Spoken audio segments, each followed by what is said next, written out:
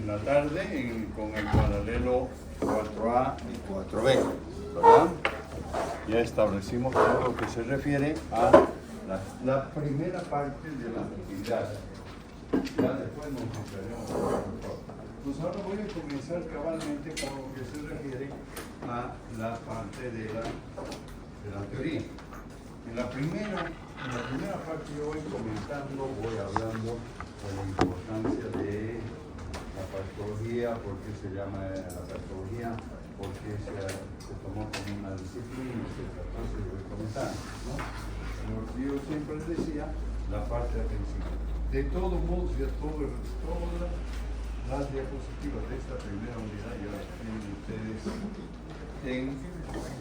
creo que todos están dentro del grupo de WhatsApp, ¿no? Sí. Todos. No hay nadie que haya quedado que no esté incluido. Eso permite, por un lado, llegar con toda la información a ustedes netamente lo que yo digo, académica. No es que pongan, si ustedes ponen de algún otro grupo de fisiología, he visto que alguien puso bioquímica, no hay ningún problema, ¿no?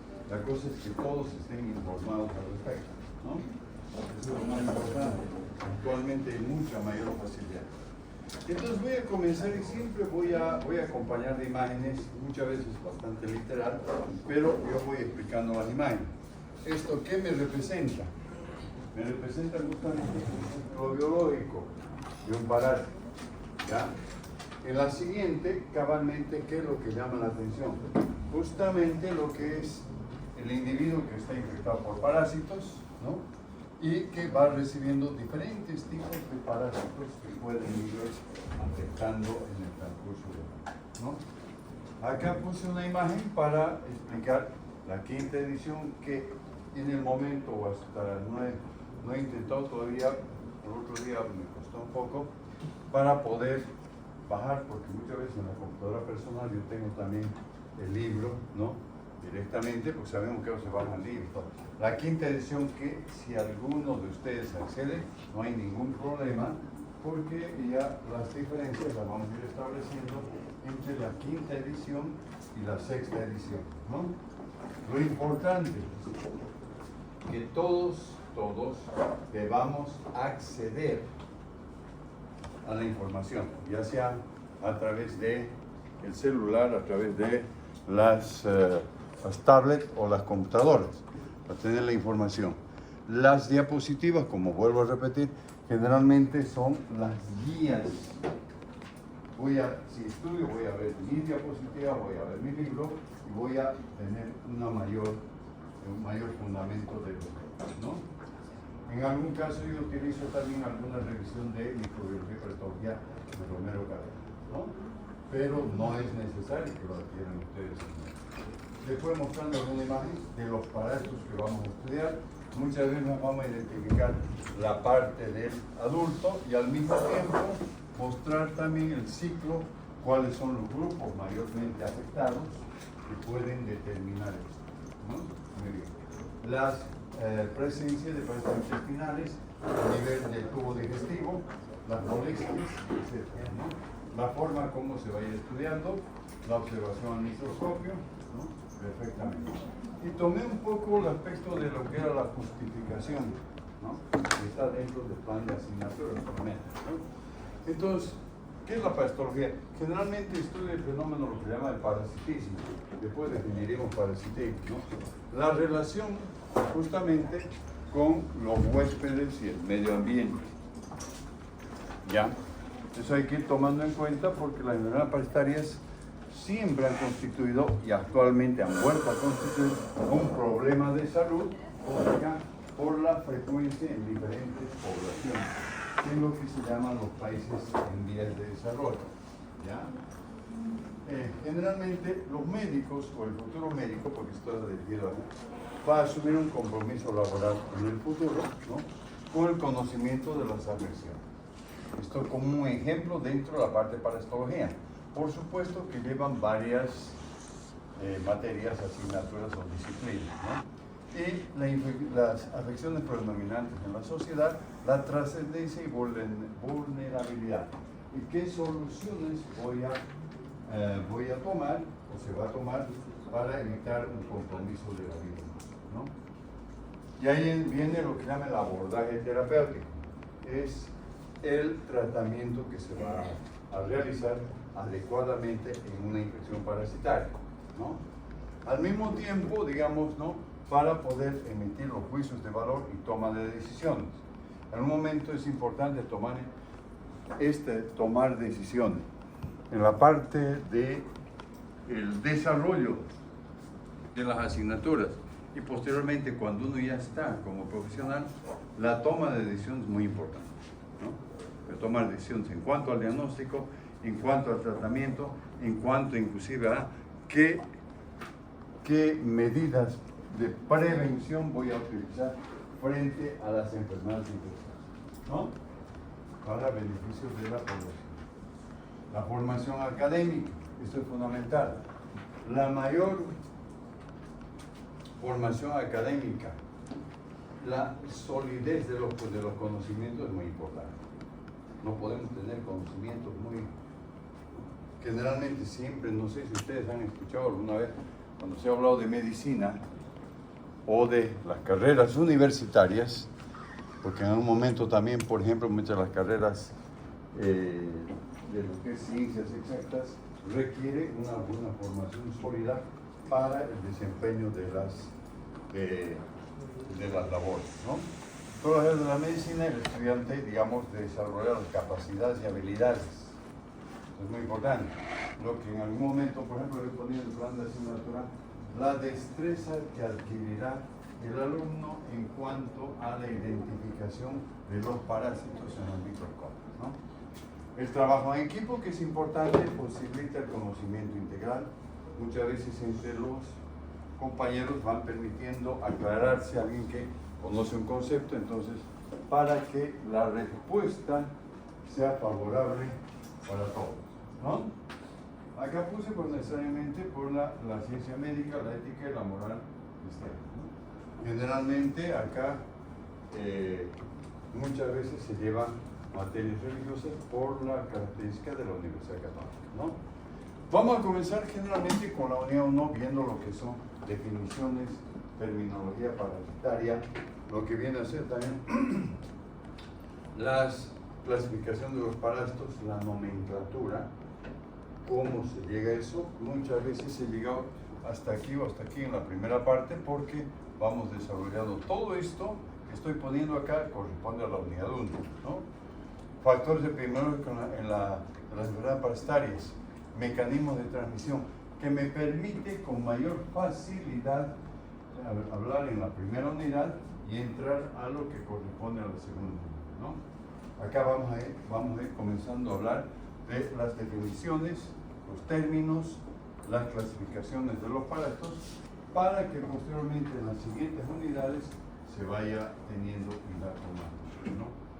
La clasificación, muchas veces se habla de una clasificación muy simple, de acuerdo a dónde habitan los parásitos, según el tipo de permanencia, según dónde producen daño o enfermedad y el mecanismo de acción patógena.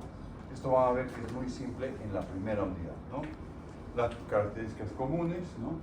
En las siguientes unidades necesariamente vamos a tener que hablar de la morfología parasitaria, ¿no? Y la parasitología. En la mayoría, por ejemplo, de las universidades en los países, ¿no?, ya se da como una materia. No hay dos materias o microbiología única, no, es diferente.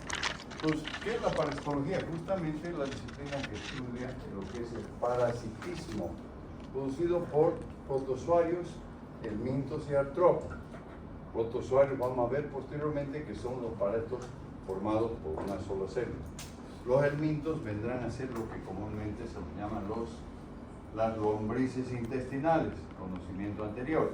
A partir del aprendizaje ya vamos a hablar de helmintos, nematelmintos, platelmintos, nematelmintos tisulares, etc. Y se incluye la parte de artrópodos. ¿Cuáles son los artrópodos? Generalmente son el grupo de los insectos. Muchas veces estos insectos van a estar en contacto con el organismo, con la piel, y van a representar un problema de salud. Las enfermedades parasitarias generalmente, con lo que quedó acá, conlleva un poco lo que es la pobreza, es lo que está siempre descrito en mucha de la información bíblica, ¿no?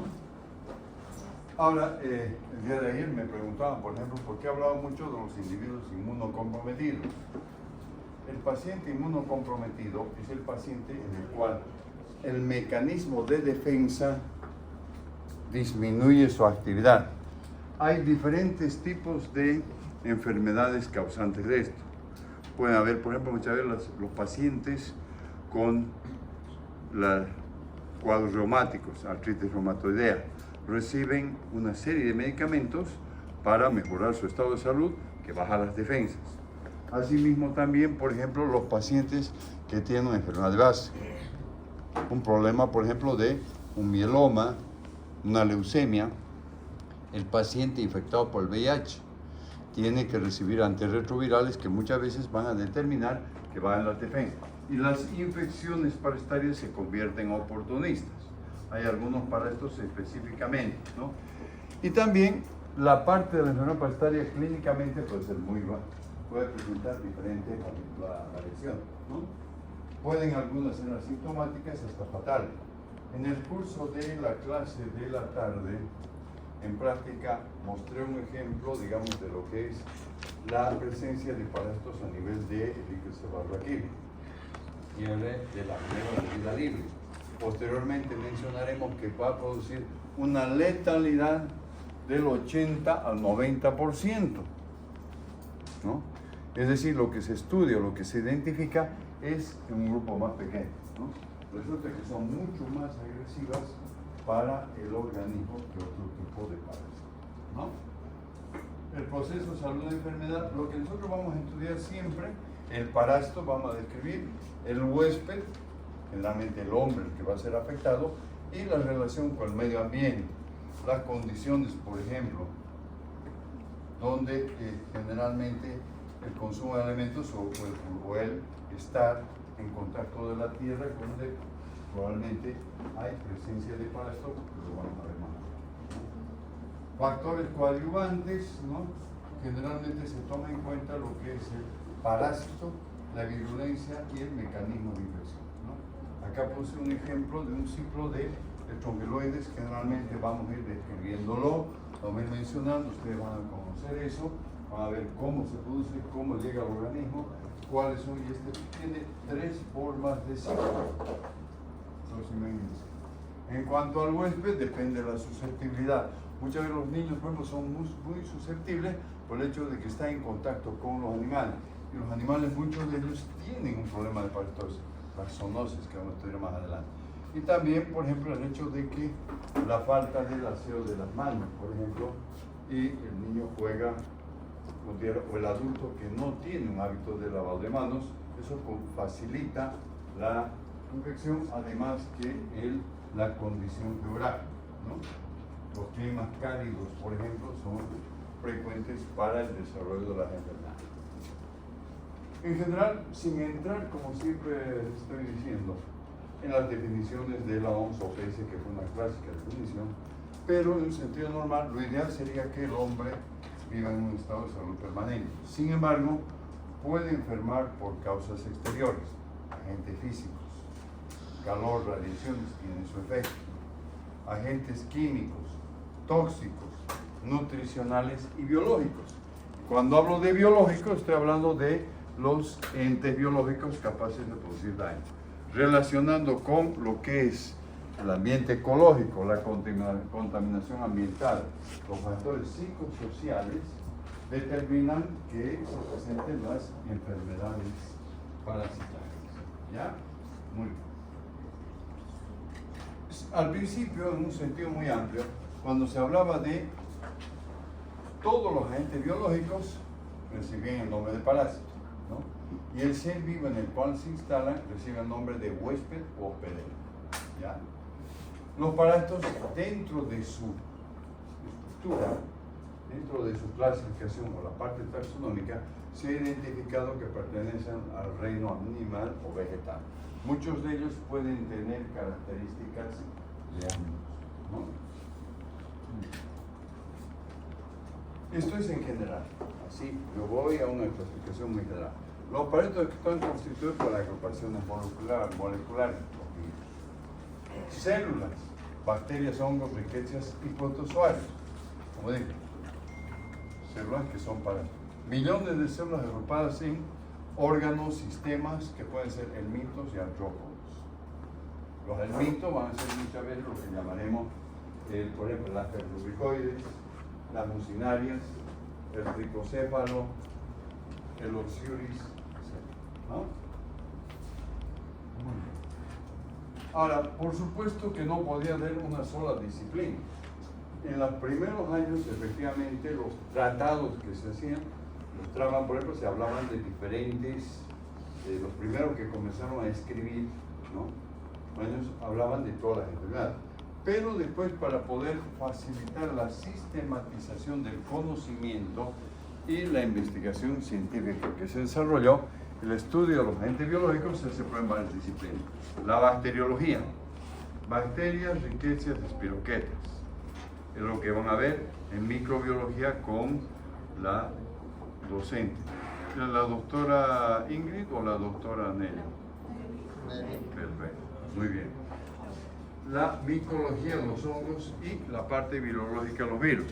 Generalmente se va tomando en cuenta en algunos aspectos referentes a eso, ¿no? En la paleontología, que es lo que nosotros vamos a ver, los protozoarios, estos metazoarios, helmintos y artrópodos. ¿Ya?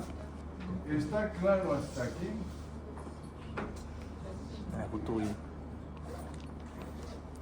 Ok. Entonces, primeramente voy a hablar de conceptos, terminología, por lo que vienen a ser las asociaciones biológicas, ¿no?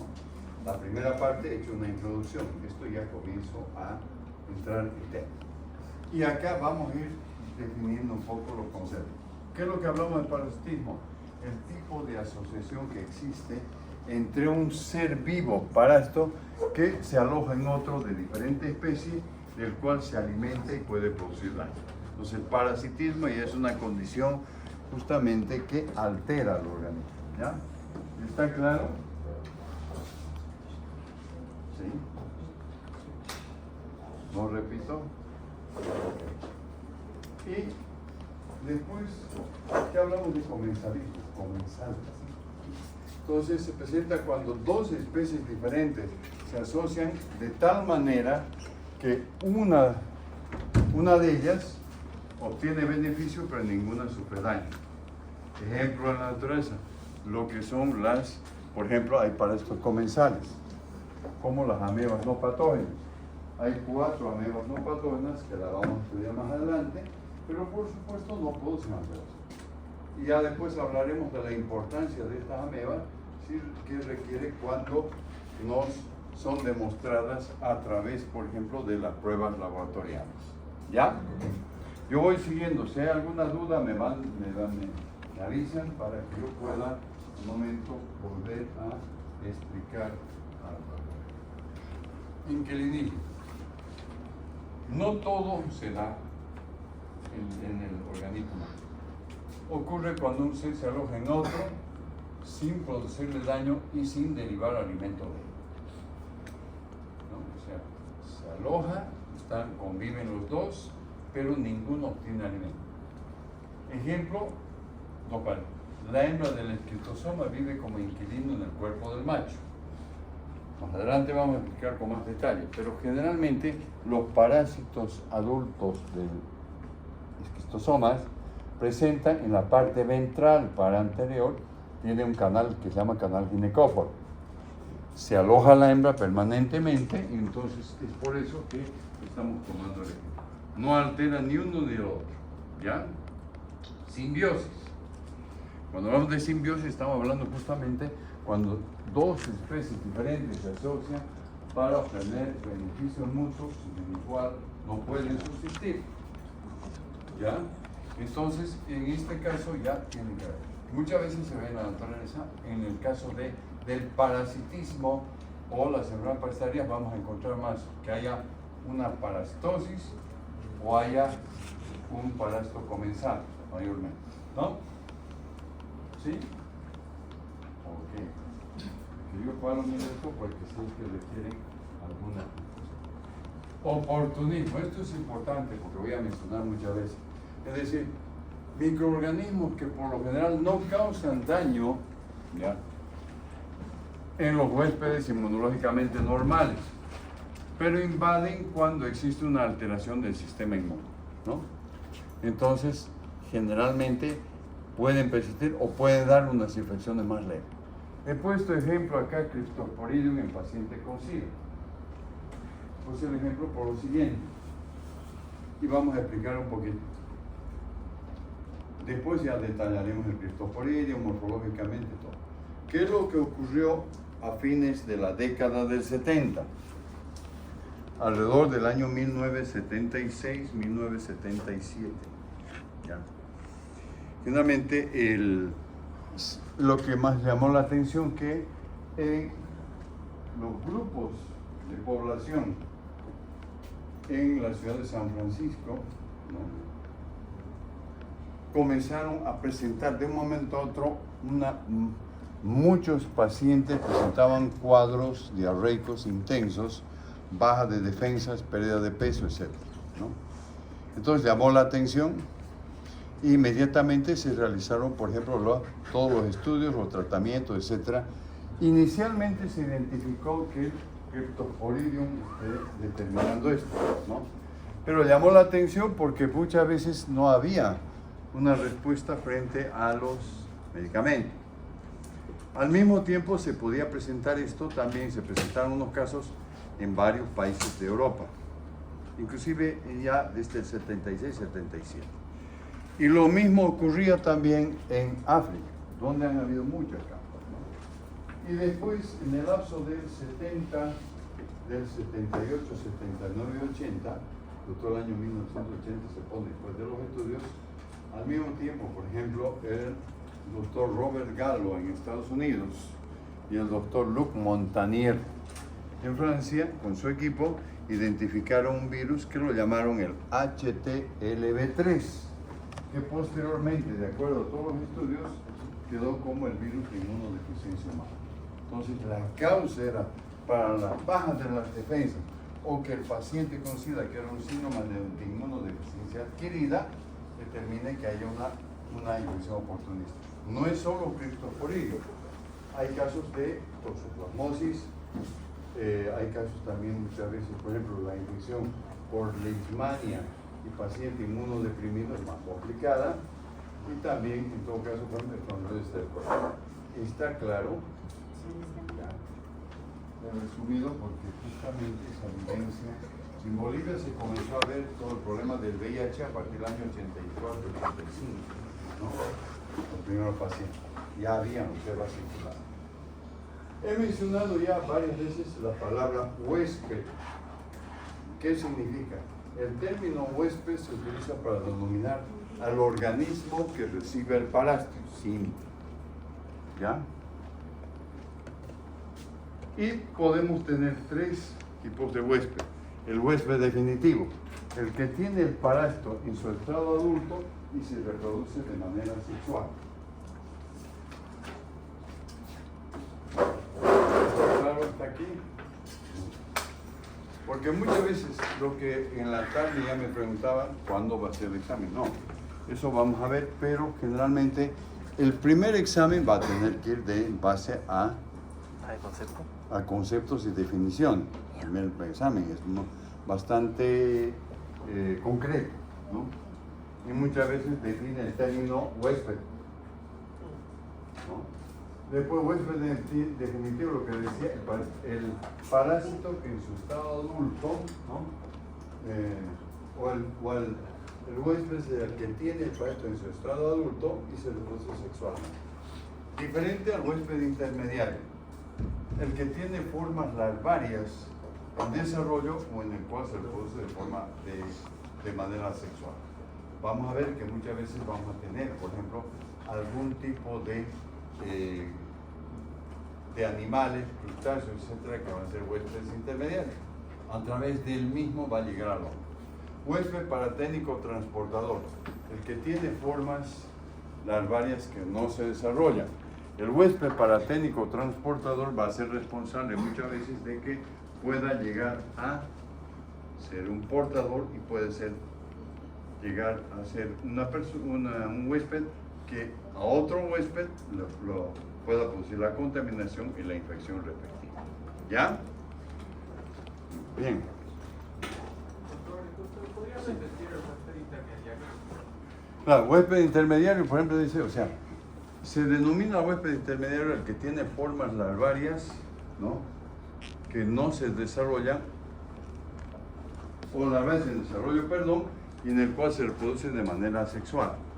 Voy a poner un ejemplo. En algunos casos, por ejemplo, voy a nombrar para esto la fasciola hepática. La fasciola hepática generalmente llega al medio, en la parte ecológica, muchas veces a través de los huéspedes intermediarios. Generalmente que están los huéspedes intermediarios, puede ser ganado lanar, ganado vacuno, etc., ¿no? Es frecuente y es endémica la fasciola hepática en el departamento de La Paz, pero no todo el departamento, sino justamente en donde está localizado el lago Titicaca, ¿no? En las orillas del lago Titicaca hay un tipo de variedad de plantas acuáticas. Generalmente esas plantas acuáticas tienen en su interior lo que vienen a ser los parásitos. Entonces, formas larvarias en desarrollo o cual se reproduce de manera sexual. Entonces, esos son los huéspedes intermediarios. Mayormente el hombre siempre es más un huésped definitivo. ¿Ya? No sé si quedó claro. Ok. ¿Ya? Y en el huésped paraténico o transportador, ¿sí un ejemplo? Sí, un ejemplo como el que... Por ejemplo, huésped paraténico transportado puede ser, por ejemplo, el hecho de que el huésped, en el hombre también, en el cual puede tener formas larvarias que no se desarrollan. Hay otro caso.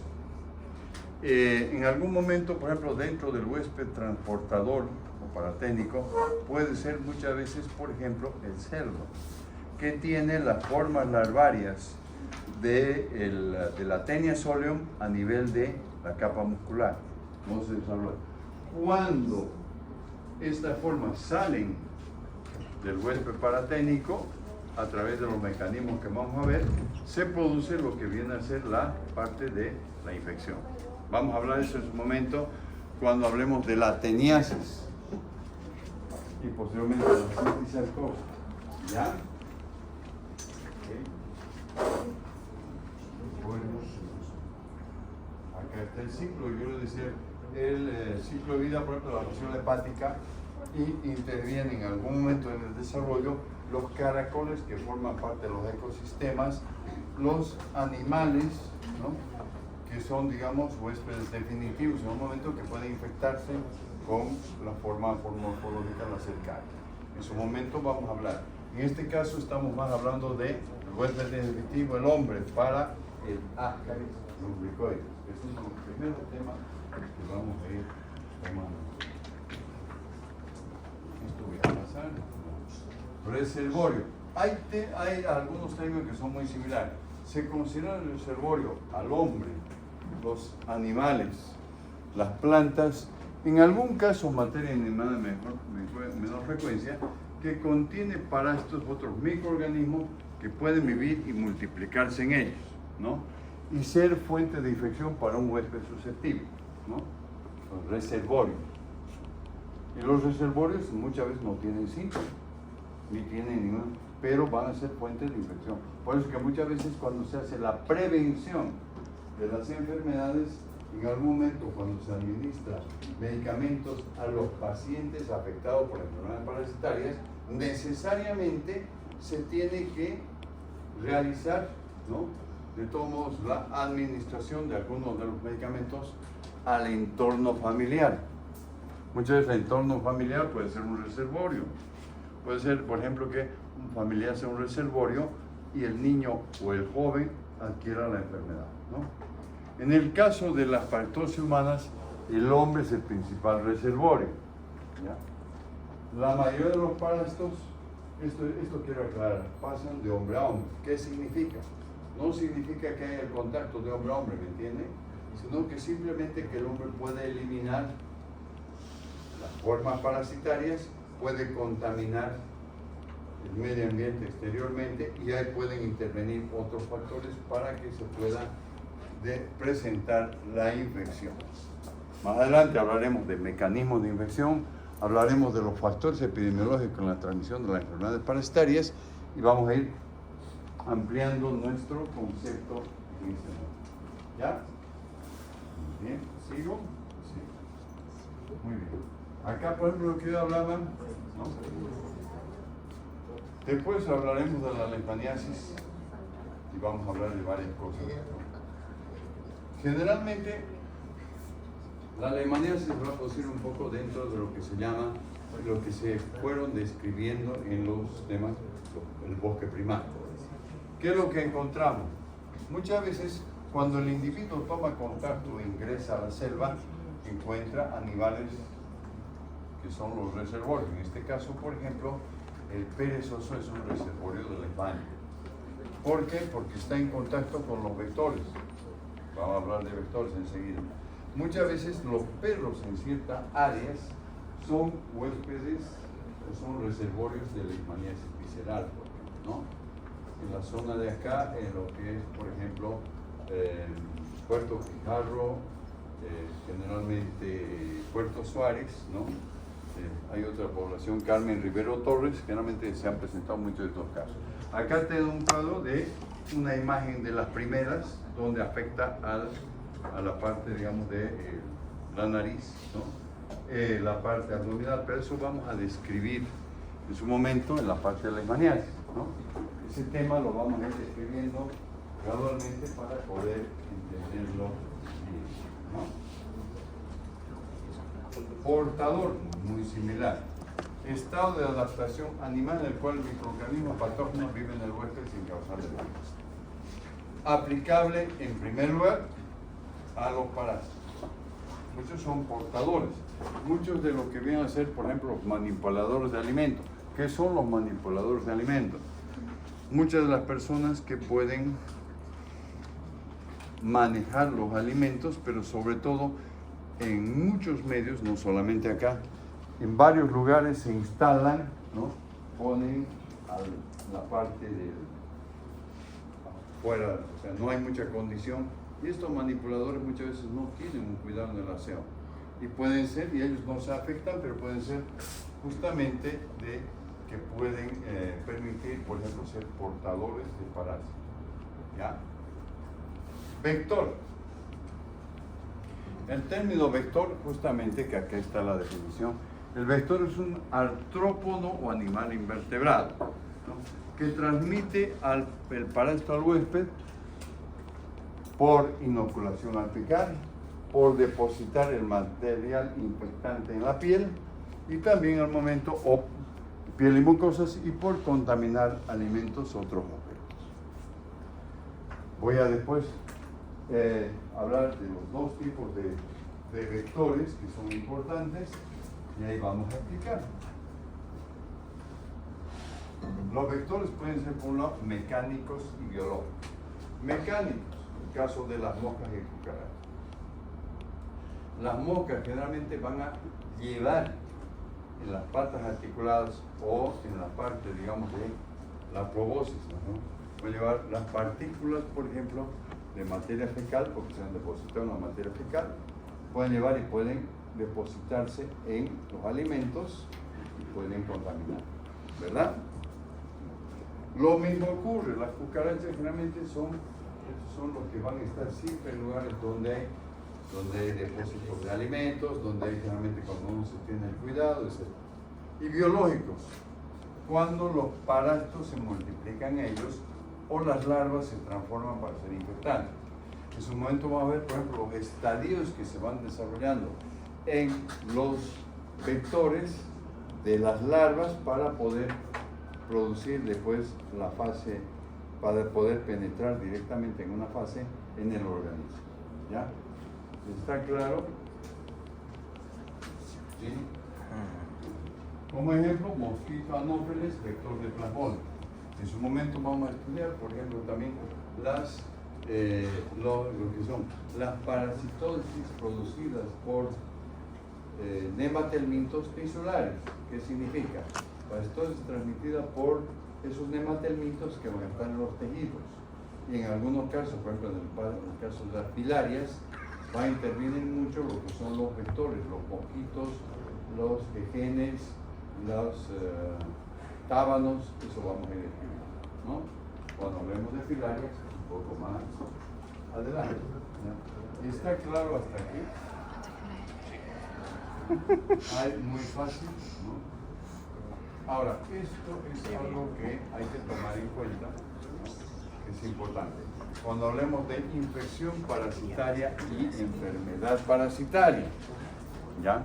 En primer lugar, la infección parasitaria sucede cuando, ¿no?, un huésped tiene parásitos, ¿no?, que no le causan enfermedad, lo cual constituye también un portador sano. O sea, al final, el término portador puede tener 2 o 3 interpretaciones, ¿no? El huésped tiene parásitos. En muchos casos van a ser portadores. Y por ejemplo, voy a poner un ejemplo de lo que es la enfermedad de Chagas. La enfermedad de Chagas está producida por un parásito. Pero muchas veces el paciente se ha infectado.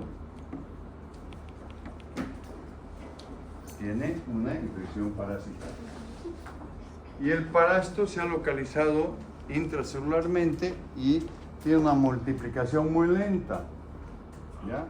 Lo cual determina cabalmente que en el lapso de un tiempo no va a producir ninguna manifestación. Es un portador sano. Este paciente, por ejemplo, y cosa que ya no se hace, dona sangre y puede transmitir la enfermedad a otro paciente. ¿Ya? En cambio, enfermedad parasitaria se presenta cuando el huésped sufre alteraciones patológicas y sintomatología producida por parásitos.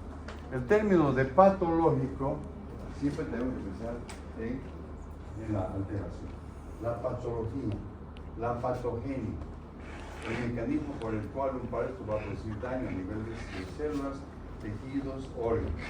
Estoy mencionando justamente el 12 de febrero.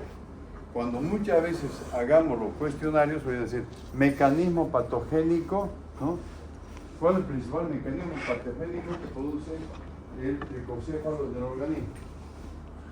Ese mecanismo de daño. Al dañar los órganos, al dañar el tejido, al dañar las células, se presentan los síntomas, ¿no? ¿De acuerdo?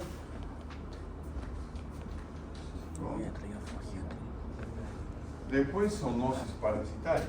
Hace un momento mostré una imagen de un niño que estaba jugando con los animales y habían algunas características. Botero va describiendo, ¿no?, hablando de zoonosis, va explicando, pero después el concepto está muy puntual. Enfermedades que se presentan tanto en el hombre como en los animales, o enfermedades comunes al hombre y los animales.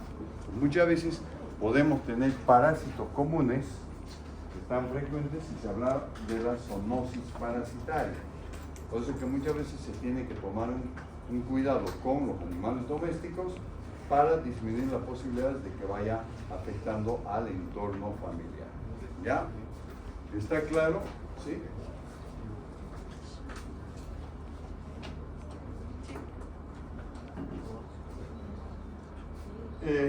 Siguiendo un poco la interpretación, por ejemplo, vamos a hablar de 2 cosas, ¿no? La endemia y la epidemia. ¿Qué es la endemia?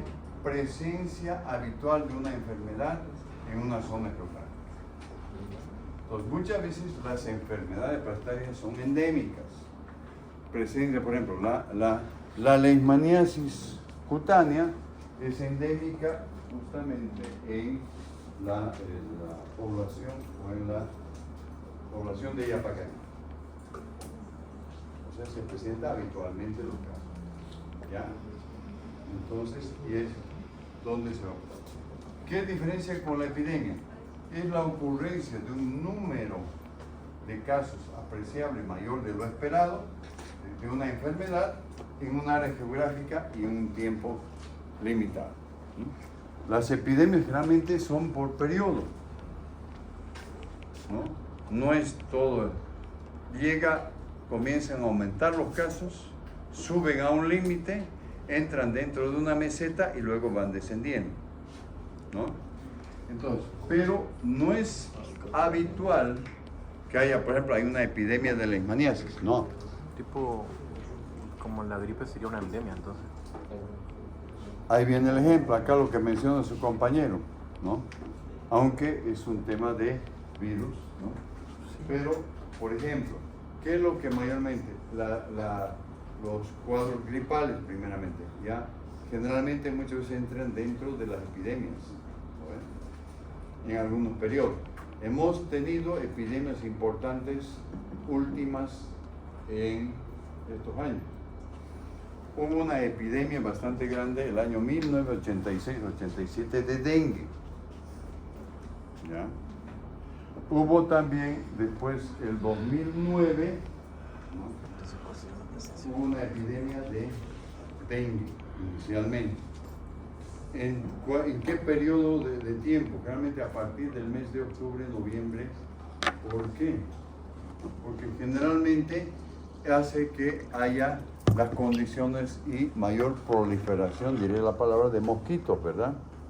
Transmisores. Vectores. Entonces eso, y después llega el periodo invernal y va a descender. ¿No ven? Ahora, en el caso que el 2009 también ocurrió, comenzamos a bajar los casos de dengue, y de un momento a otro aparecieron y se identificaron justamente 3 pacientes que venían del exterior que tenían justamente influenza H1N1. Pero sin embargo ya estaba circulando el virus en la área. Lo mismo ocurrió en el mes de febrero o marzo de 2020, ¿no? Pero es el ejemplo para tomar en cuenta que la diferencia. Generalmente las enfermedades parasitarias no van a producir. En su momento sí hubo, digamos, casos de la infección por malaria en la década del 50, del 60, pero ha cambiado un poco en este tiempo, ¿no? Está claro hasta aquí la condición que se determina es eso. El término de prevalencia, vuelvo a repetir, ¿no? Porque a veces un poquito se distraen, ¿no? Vuelvo a repetir. Las definiciones, por ejemplo, de lo que es endemia, epidemia, después la población, cómo calcular la toma de muestra de la población, etc. Eso ustedes lo van viendo en las asignaturas de medicina social. Yo no entro mucho en el campo, aunque conozco también una parte, no hay ningún problema, ¿no? Pero es estoy siguiendo un poco y la importancia de la parte parasitaria. Prevalencia, número total de personas enfermas que presentan una enfermedad, una población específica y un determinado número total de enfermos en una población específica. Y eso, por ejemplo, se puede ver que, por decir, la prevalencia de la enfermedad de Chagas en el departamento de Santa Cruz es de un 45-47%. Estoy dando un dato muy general, ¿no? En el primer semestre del año 2024, por decir, ¿no? En cambio, la incidencia es la frecuencia de un hecho a través del tiempo e indica el número de casos nuevos. Entonces, en ese periodo semestral o segundo semestre del año 2024, por ejemplo, que en el mes de agosto veamos que hay mayor número de casos, o se vaya tomando en cuenta en ese mes, el número de casos nuevos viene a ser la parte de la incidencia. ¿Ya? Aplicables después en algún momento en todo lo que vayamos estudiando. El término de patogenicidad. Capacidad de un agente infeccioso de producir enfermedad. Acá inclusive, como ven, los conceptos son muy concretos. Se puede ampliar. Botero va ampliando, va explicando, va siguiendo. Yo lo que he hecho es poder resumir un poquito esto para poder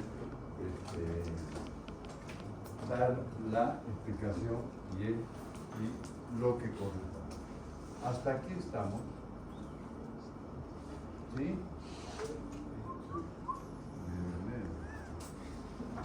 Virulencia.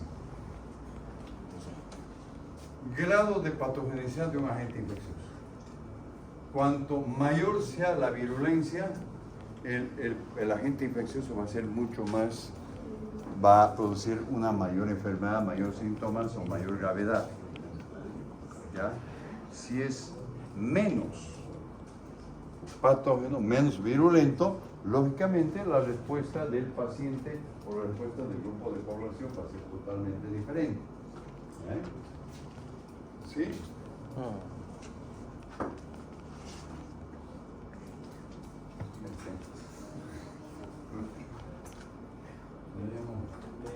Traer todos los teléfonos, ponerlos acá. Bueno, toda enfermedad tiene un periodo de incubación, la enfermedad infecciosa, bacteria, bacteriana, viral, etc. ¿Y qué es el concepto? Es el intervalo que ocurre entre la infección y la aparición de manifestaciones clínicas. El intervalo o periodo de tiempo, si es que se olvidan intervalos, yo les pregunto después en el primer parcial. Intervalo que ocurre entre la infección y la aparición de manifestaciones clínicas. ¿Ya? Entonces, eso es medible en tiempo, 2, 4, 3, un día, 2, 4, 5, 7, 15 días, etc. Muchas veces, por ejemplo, la enfermedad de Chagas puede ser 15 días o más, ¿no? Los virus son mucho más activos, ¿no? Y después, todo eso va también relacionado con lo siguiente. Vamos a hablar del periodo prepatente, ¿ya? Entonces, el tiempo que transcurre entre la llegada del parásito al huésped y el momento en el cual es posible observar alguna de sus formas. Puede coincidir con el periodo de incubación, en la mayoría de los casos sí, ¿no? La llegada del parásito al huésped, la llegada del parásito, a través de los medios o los mecanismos de infección. Y el momento en el cual puedo observar alguna de sus formas a través de medios auxiliares. ¿No? En cambio, el periodo patente, ¿está claro?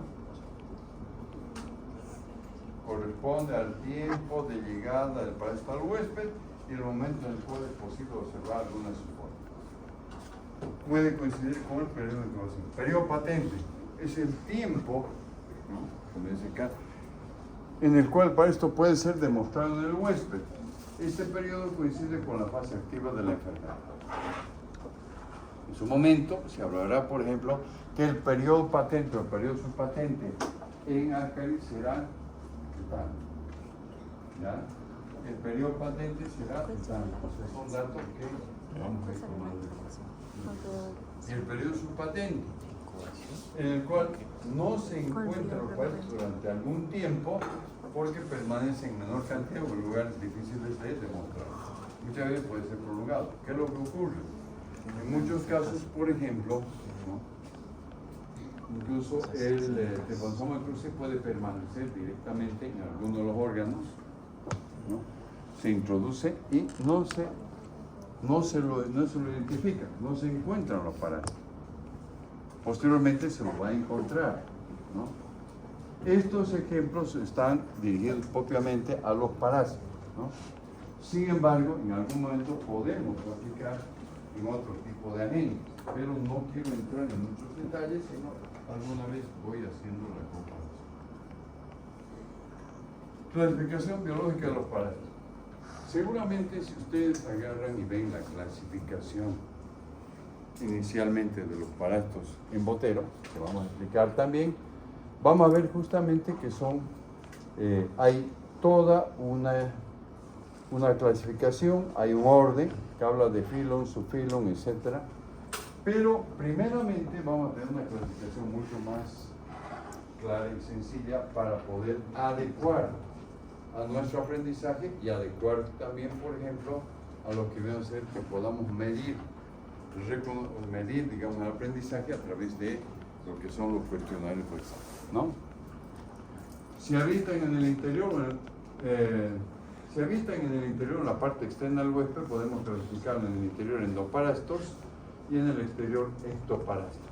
Según el tiempo de permanencia, muy fácil, permanentes y temporal. Hay parásitos que van a estar permanentes, hay otros que tienen un periodo muy corto, que son los temporales, ¿no? Según la capacidad de producir lesión, patógenos, no patógenos y oportunistas. Botero describe en algunas palabras, habla de los patógenos, pone un ejemplo, habla de los no patógenos también, pone el ejemplo y también habla de los oportunistas. Muchas veces he puesto, digamos, cómo clasifica los parásitos de acuerdo a su capacidad de producir lesiones. Y resulta que el alumno le pone patógenos y no patógenos. Y muchas veces, no, pues si usted ha dicho eso. Y después le digo, a ver, revise su libro. ¿Qué le dice? Entonces, Botero va explicando. Por eso es que necesariamente tenemos que ir revisando, no solamente en esto, revisando, por ejemplo, en lo que viene a ser la información bibliográfica en las asignaturas, ¿no? Ir viendo, vamos a ir, a ver, y se ha dicho esto, a ver, ¿qué dice? ¿Para qué? ¿Y por qué insisto en el libro? Para que de todos modos, todos los alumnos, no es que yo más o yo menos, todos los alumnos capten y repasen, estudien, ¿no? Y posteriormente, cuando apliquemos los cuestionarios, la respuesta sea favorable. La idea no es que haya, bueno, de aquí, de los 60, no, ya no, ahora no, vamos a seleccionar y quedan 30 o 20, no. La idea es que todos vayan aprendiendo, ¿no? No, los profesores no es la idea de decir, bueno, vamos a filtrar, no. Depende mucho de poder estudiar.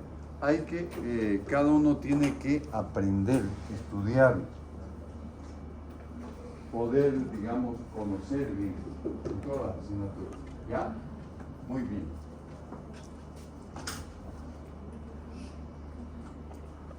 ¿Algo más? Dos cositas al respecto. Aspecto de la nomenclatura de las especies responsables de enfermedades del hombre. Yo voy a hablar un poquito antes. Siempre todo lo que son las especies, normalmente animales y plantas, tiene un nombre por el cual se distinguen entre sí, ¿no? No hay nombre. Y esto justamente en el lapso de los años pasados ha permitido producirse a lo que eran las barreras idiomáticas, los diferentes idiomas. No siempre se aplica el nombre común al mismo organismo. Y por acuerdos previos, los taxonomistas tomaron en cuenta que muchas veces los nombres de los agentes de los parásitos provengan del griego o del latín, ¿no? Y que adopten la terminación clásica si no son de esta procedencia, ¿no? Entonces, finalmente, dentro de las reglas internacionales de la nomenclatura, la combinación que se usa para denominar una especie animal o vegetal se denomina nomenclatura binomial. El primer vocablo del sistema binomial corresponde al género y el segundo a la especie.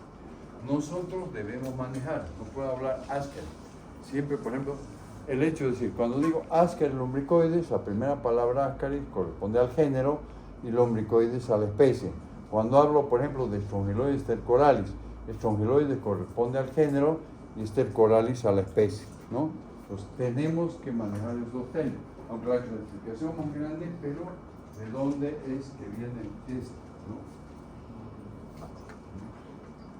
La nomenclatura, como vuelvo a repetir, es latina y binomial, porque cada especie es designada con dos palabras. La primera representa el nombre del género y la segunda la que considerada la especie de cada parásitos, ¿no? Esos dos nombres se van tomando en cuenta dentro de la clasificación y la identificación. Normalmente ustedes van a ver en Botero, van a hablar, por ejemplo, perdón, la taxonomía. Va a ir, por ejemplo, va a ir de mayor lo que es reino, filum, clase, orden, familia, género y especie. Reino, por ejemplo, reino animal, filum, protozoa, clase, sporozoa, orden, o si no, filum, protozoario, clase, sporozoa, orden, sporozoa, familia, plasmodium, género plasmodium, especie, vivax. Todo eso va en ese orden justamente para poder, esta es la forma en la cual han sido clasificados los parásitos, ¿no? Muchas veces no tengo que ir desarrollando toda esta parte, pero saber cómo es que viene, ¿no? Porque todo está, o sea, no hay al azar, no hay los nombres de los Así. Y antes, para designar al nombre de la enfermedad parasitaria, se adoptó el nombre del parásito con la terminación asis o yasis, filaria, filariasis. Actualmente, aunque todavía se mantiene esto, el nombre de las infecciones se da al cambiar las últimas letras del nombre común del parásito, del género por el sufijo osis, yardiosis. Muchas veces si voy a ver o voy a buscar bibliografía, puedo encontrar, por ejemplo, yardiosis. Y se puede hablar, es lo mismo que hablar de yardiasis. Pero yo todavía muchas veces mantenemos el término en lo que se refiere a esto. ¿Alguna pregunta hasta acá?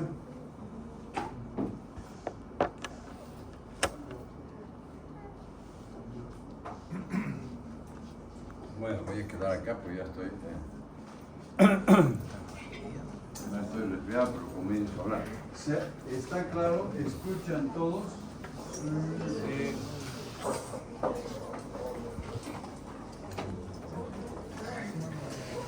Generalmente yo mi forma voy caminando y voy explicando, ¿no? Para mantener la atención de todos ustedes y que no se me distraigan.